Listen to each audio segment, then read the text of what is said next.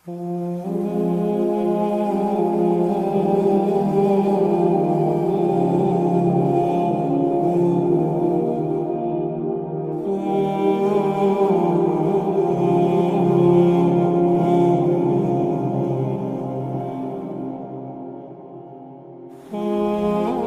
ګوانتانامو وحشت.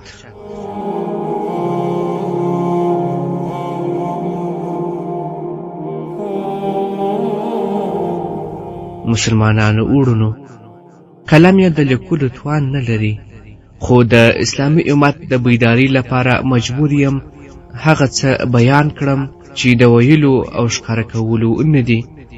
ګوانتانامو ته ځو، د انسانیت او بشریت د دروغجنو دعوادارانو بلکې د بشریت د سترو قاتلینو د وحشت څپې د انسانیت له پلو واوښتې، هغه اعمال چې د اورېدو په وخت کې یې په مسلمان باندې لړزه راځي. نو یوه ډېره زړه دردونکې واقعه ستاسو غیرت ته مخاطبه او متوجه کوم.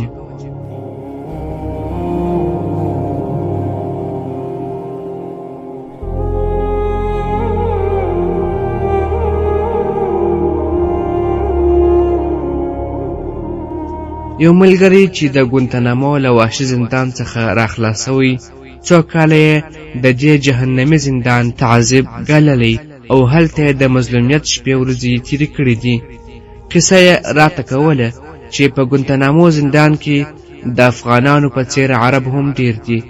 زما د څنګ د پنجرې ملګری یو عرب ځوان و چې همیش به یې طبیعت خراب او خفه و، خو دا خفګان او مړاویتوب یې د تعذیب له کبله نه و. ما به ترې پوښتنه وکړه چې ولې خفه یې، څه خبره ده؟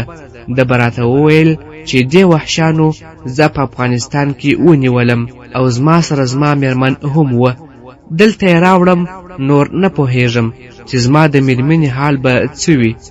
ما به تسلي ورکوله چې په افغانستان کې به وي او د افغانستان خلک غیرتي او مسلمان خلک دي، ستاسو تور سوریو ته ډېر احترام لري، کېدای سي چېرته به د امن ژوند کوي.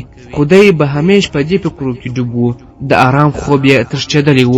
خو وخت تېرېده، څو ورځې وروسته د بشریت د دښمنانو، د انسانیت قاتلانو د ګوانتانامو د زندان څو تونو امریکایي پیرهدارانو یو بربنډه ښځه چې سر یې ورخرولی و د دهلیز په منځ کې روانه کړې وه. ډېره سخته او دردونکې صحنه وه. بندیان پوه شول چې حتما کومه مسلمانه ښځه د دوی د ظلم ښکار ګرځېدلې ده، خو بېوسه بندیانو بې دعاګانو نور هېڅ نه شی کولی. خو زما د څنګ د پهرې عرب ملګري چې کله دا حالت ولیدی، نو له خولې څخه یې یوه چغه ووتله او بېهوښه سو.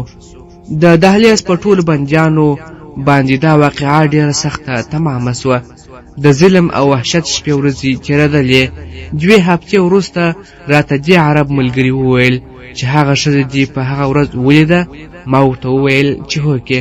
ده راته وویل چې دا زما ښځه وه چې دلته یې راوستې وه. الله اکبر.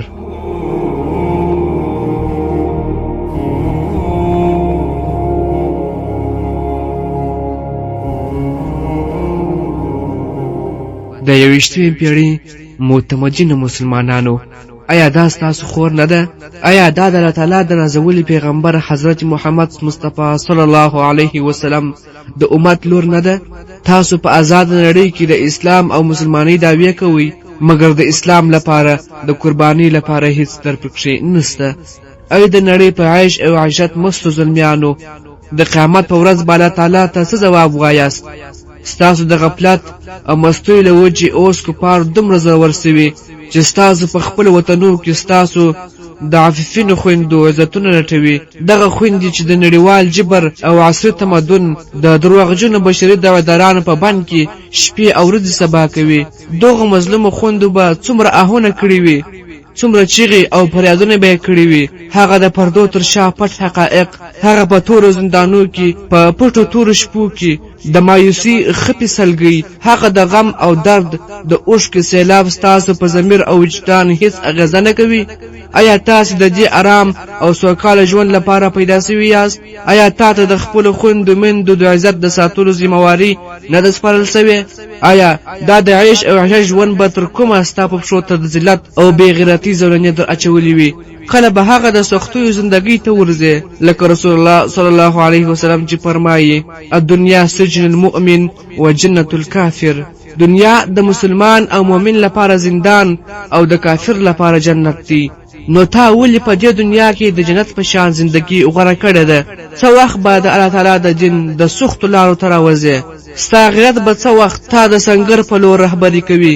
ته به څه وخت د مقابلې ډګر ته راکوزېږې د دې مظلومو خویندو د وا معتصمه او وا محمده د فریادونو ځواب به څوک ورکوي دې نارو ته به څوک لبیک وایي د دوی د مظلومیت او معصومیت ځنځیرونه به څوک ماتوي دغه چیغه به د چا په زړه او وجدان اثر کوي د چا ضمیر به راویښیږي څوک به د هغو سختو او وحشتناکو صحنو تصور کوي چې دا خویندې یې زغمي د هغو کفارو غرور به کوم معتصم ماتوي چې ستا مسلمان خور ته ستا د بې عزتي پیغور ورکوي څوک به د هغو بې حیا وحشانو ککري الوزوي چې ستا د عففینو او پاک لمنو خویندو د ژړاګانو او فریادونو په مقابل کې کړه سنجي او بې حیا خنداګانې کوي اخر به د دې خویندو انتقام څوک اخلي څوک به د دې مظلومه اخونه اوري